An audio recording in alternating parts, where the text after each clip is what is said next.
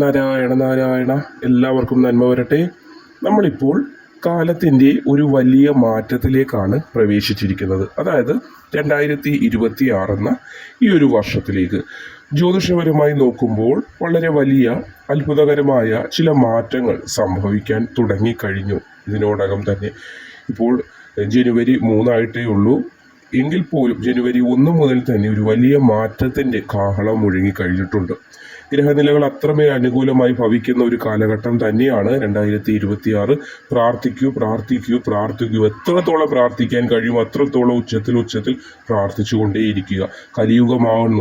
കലിയുഗമായ ഒരു സമയത്ത് നമ്മളുടെ പ്രാർത്ഥനകൾ എത്രത്തോളം ഉച്ചത്തിൽ മുഴങ്ങുന്നു അതിനനുസരിച്ചായിരിക്കും നമുക്ക് ഫലം വന്നു ചേരുന്നത്. കാരണം കലിയാണ് ഇപ്പോൾ നമ്മളെ വലച്ചുകൊണ്ടിരിക്കുന്നത്, അല്ലെങ്കിൽ വലയം ചെയ്തുകൊണ്ടിരിക്കുന്നത്. അപ്പോൾ ആ കലിയെ നമുക്ക് മറികടക്കണമെങ്കിൽ നമ്മുടെ പ്രാർത്ഥനകൾ കൊണ്ട് മാത്രമേ സാധിക്കുകയുള്ളൂ. അതാണ് അധർമ്മം ചെയ്യുന്നവർ വിജയിക്കുകയും ധർമ്മത്തെ മുറുകെ പിടിക്കുന്നവർക്ക് ദുരിതങ്ങളും ബുദ്ധിമുട്ടുകളും വരുന്നതും. അപ്പോൾ അവിടെ ഭക്തിയെ നമ്മൾ തഴയുകയല്ല വേണ്ടത്. ഭക്തിയെ മുറുകെ പിടിച്ച് മുന്നോട്ട് പോകുവാൻ ശ്രമിക്കുക. പ്രധാനമായും നമ്മുടെ വിധിയെ നിയന്ത്രിക്കുന്ന 2 മഹാശക്തികളുണ്ട്. അതായത് ഒന്ന് സാക്ഷാൽ ഭഗവാൻ ഈശ്വരൻ, മറ്റൊന്ന് ഗ്രഹങ്ങളിൽ പ്രധാനിയായ വ്യാഴം. അപ്പോൾ ഈ 2 ഗ്രഹങ്ങളിൽ ശനിയും വ്യാഴവും തമ്മിൽ വളരെ ഒരു മാറ്റത്തിന് ഒരുങ്ങി കഴിയുകയാണ്. അതായത് സാധാരണഗതിയിൽ ഈ 2 ഗ്രഹങ്ങളും ഒരേ സമയം അനുകൂലമായി അങ്ങനെ വരുന്നത് അത്ര എളുപ്പമുള്ള കാര്യമല്ല. എന്നാൽ അപൂർവങ്ങളിൽ അപൂർവമെന്ന് തന്നെ ഇതിനെ പറയാൻ സാധിക്കുകയുള്ളൂ. ഈ 2026 ചില നക്ഷത്രക്കാരുടെ ജാതകത്തിൽ ഈ ഒരു അപൂർവങ്ങളിൽ അപൂർവം എന്ന് പറയുന്ന ഒരു കാര്യം സംഭവിക്കാൻ തുടങ്ങിക്കഴിഞ്ഞു. ധർമ്മകർമാധിപ യോഗം എന്നൊക്കെ ഇതിനെ പറയാൻ സാധിക്കും. അപ്പോൾ ഇതിൻ്റെ ഫലം എന്തെന്ന് പറയുകയാണെങ്കിൽ വെറും ഒരു ധനലാഭം എന്ന് മാത്രമല്ല, ജീവിതത്തിൽ അങ്ങേയറ്റം ഉയർച്ചയാണ് വന്നു ചേരേണ്ടത്. പ്രധാനമായും 2 വലിയ സൗഭാഗ്യങ്ങളാണ് ഈശ്വരായ ദിനത്താൽ ഇനി പറയാൻ പോകുന്ന നക്ഷത്രക്കാർക്ക് കൈവരുന്നത്. ഒന്ന്, കടൽ കടന്നുള്ള വിദേശ യാത്ര. ഏവരുടെയും ആഗ്രഹമാണ്. സ്വദേശത്ത് നിന്ന് കിട്ടുന്നതിനേക്കാൾ കൂടുതൽ ധനം വിദേശത്ത് ഉണ്ടാക്കാൻ സാധിക്കും.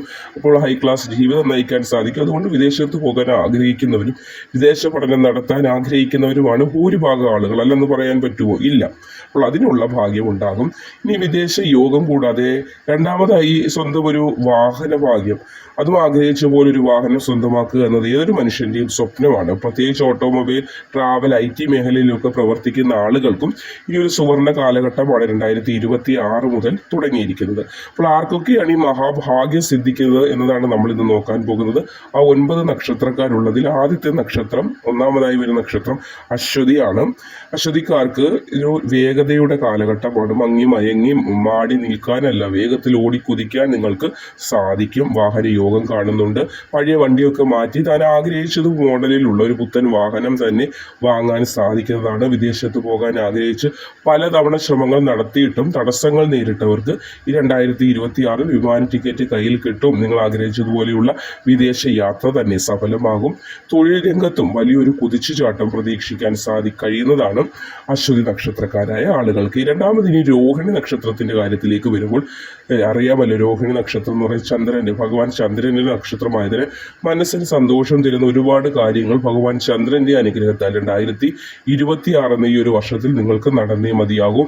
അതിൽ ഏറ്റവും കൂടുതൽ ഭാഗ്യം ആഡംബര വാഹനമൊക്കെ സ്വന്തമാക്കുക, അതായത് ലക്ഷറി കാറുകളൊക്കെ സ്വന്തമാക്കാനുള്ള ഭാഗ്യമാണ്. കുടുംബത്തോടൊപ്പം ദൂരദേശ യാത്രയ്ക്കുള്ള ഭാഗ്യം കാണുന്നുണ്ട്. വിദേശത്ത് സ്ഥിര താമസമാകാം, PR ഒക്കെ കിട്ടാൻ ആഗ്രഹിക്കുന്നവരാണെങ്കിൽ അതിനുള്ള പേപ്പർ കാര്യങ്ങളൊക്കെ ശരിയാകാനുള്ള യോഗവും ഭാഗ്യവും, അതായത് ഉന്നതമായ നിലവാരത്തിലുള്ള ജീവിതം ലഭിക്കേണ്ട സമയമാണ്. അപ്പോൾ അവിടെ തന്നെ നിങ്ങൾ ആഗ്രഹിക്കുന്നത് പോലെ സ്ഥിര ജോലി, സ്ഥിര താമസം, കുടുംബത്തോടൊപ്പം താമസിക്കുക എന്ന ഒരു ഭാഗ്യവും 2026 നിങ്ങൾക്ക് ഉണ്ടാകുമെന്നതിൽ യാതൊരുവിധ സംശയവും വേണ്ട.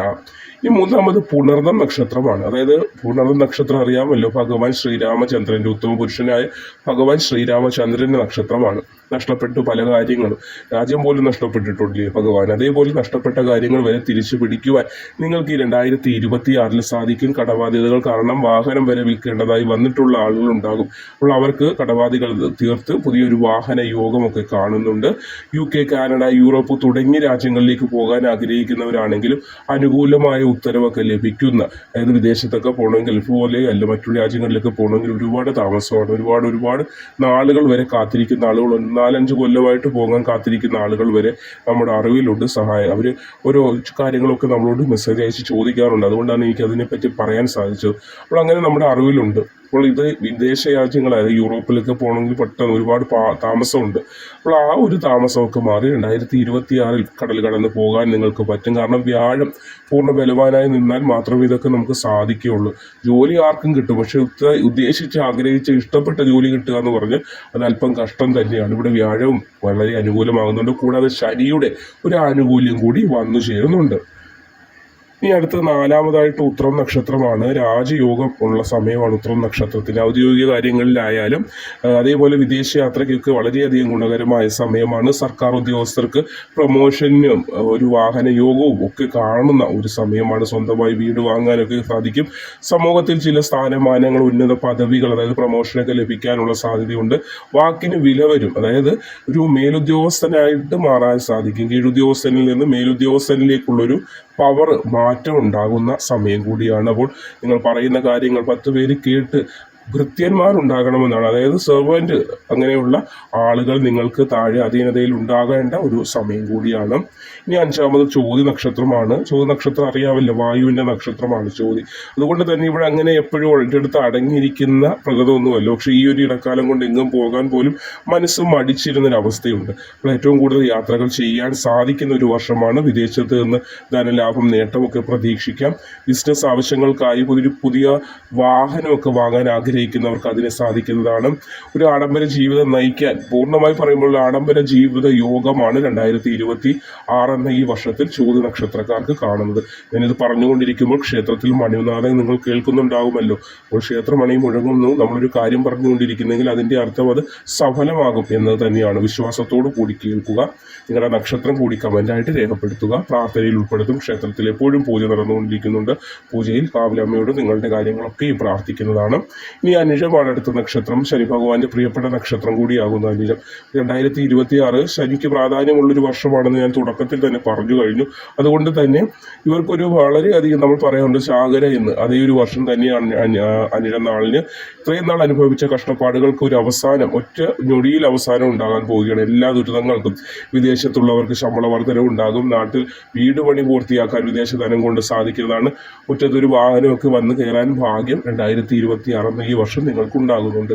ഇനി 7-മതായ നക്ഷത്രം തിരുവോണമാണ്. 2026 ഏറ്റവും കൂടുതൽ ഭാഗ്യം ലഭിക്കുന്ന നക്ഷത്രം കൂടി തിരുവോണമാണ്. ഭൂമി, വാഹനം എന്നിവയുടെ കാരകത്വമുള്ള ഗ്രഹം കൂടിയാണ് ചൊവ്വ. അപ്പോൾ ധനകാരകനായ വ്യാഴവും ഇവിടെ അനുഗ്രഹിക്കുന്നതിനാൽ തന്നെ 2 വാഹനങ്ങളൊക്കെ വാങ്ങിക്കാനുള്ള യോഗം കാണുന്നുണ്ട്. ഇപ്പോൾ ഒരു കാറും ഒരു ബൈക്കും കൂടി വാങ്ങിക്കാനൊക്കെ യോഗം കാണുന്നുണ്ട്. ബിസിനസ്സിലും സ്വന്തം ആവശ്യത്തിനുമൊക്കെ ധനം ധാരാളമായി നിങ്ങളുടെ കയ്യിലേക്ക് വന്നു ചേരും. പഠിക്കാൻ ആഗ്രഹിക്കുന്ന കുട്ടികൾക്ക് ഇഷ്ടപ്പെട്ട ഒരു കോളേജ് ലഭിക്കുക എന്നത് വലിയൊരു ടാസ്ക്കാണ്. ഇഷ്ടപ്പെട്ട കോളേജ്, ഇഷ്ടപ്പെട്ട വിഷയം പഠിക്കുക എന്നത് അവരുടെ ഏറ്റവും വലിയൊരു സ്വപ്നവും കൂടിയാണ്. അതിനൊക്കെ ഈ സാധിക്കുന്ന വർഷമായിരിക്കും ഇത്. ഇനി 8-മതായി ചതയം നക്ഷത്രമാണ്. അറിയാമല്ലോ, രാഹുവിൻ്റെ നക്ഷത്രം കൂടിയാണ് ചതയം. അപ്രതീക്ഷിതമായിട്ട് നേട്ടങ്ങൾ ഉണ്ടാകും. നിങ്ങൾ സത്വപ്രീതി കൂടി ഒന്ന് വരുത്തുക. വിദേശത്തേക്ക് പോകാനുള്ള യോഗം തെളിയുന്നതാണ്. യാതൊരു പ്രതീക്ഷയും ഇല്ലാതിരിക്കുമ്പോഴാണ് വിദേശ യാത്രയ്ക്കുള്ള വിസ കയ്യിലേക്ക് വന്നു ചേരുന്നത്. ആ ഒരു സന്തോഷം ഒന്ന് ചിന്തിച്ച് നോക്കിയാട്ടെ, അത് തന്നെയാണ് നടക്കാൻ പോകുന്നത്. അതേപോലെ ലോട്ടറി അടിച്ചോ ചിട്ടി കിട്ടിയോ ഒക്കെ ഒരു വാഹനം വാങ്ങിക്കുക എന്നൊരു സ്വപ്നം ഉടൻ തന്നെ നടക്കാൻ സാധ്യത കൂടുതലാണ്. ചതയ നക്ഷത്രക്കാരെ സംബന്ധിച്ച് ഒരു മാജിക് പോലെ സംഭവിക്കുന്ന പല ഗതിവിഗതികളും ചില മാറ്റങ്ങളും ഒക്കെ ജീവിതത്തിൽ ഉണ്ടാകും ഈ 2026. ഇനി 9 നക്ഷത്രമാണ് ഞാൻ പറഞ്ഞത്. അതിൽ 9-മത് വരുന്നത് നമ്മുടെ രേവതി നക്ഷത്രമാണ്. ഏറ്റവും അവസാനത്തെ നക്ഷത്രം രേവതിയാണ്. വിദേശത്ത് പോയി സെറ്റിൽ ആകണമെന്ന് ആഗ്രഹിക്കുന്നുണ്ടെങ്കിൽ നിങ്ങൾക്ക് അതിനുള്ള യോഗമൊക്കെ കാണുന്നുണ്ട്. മക്കളുടെ പേരിൽ ഒരു വാഹനം വാങ്ങിക്കാനൊക്കെ സാധിക്കുന്നതാണ്. വിദേശത്ത് ഡ്രൈവിംഗ് ടെസ്റ്റിനായിട്ടൊക്കെ പോകുന്നവരാണെങ്കിൽ അവിടെ ലൈസൻസ് കിട്ടണം, ടെസ്റ്റ് പാസ്സാവണമെന്നൊക്കെ ആയിരിക്കും നിങ്ങൾ ചിന്തിക്കുന്നത്.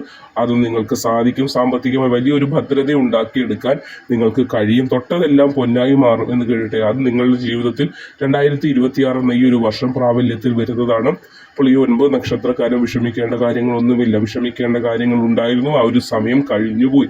ഇപ്പോൾ ജാതകത്തിൽ ദശാകാലമൊക്കെ വളരെയധികം നല്ലതായിട്ടാണ്, സൗഭാഗ്യമായിട്ടാണ് കാണുന്നത്.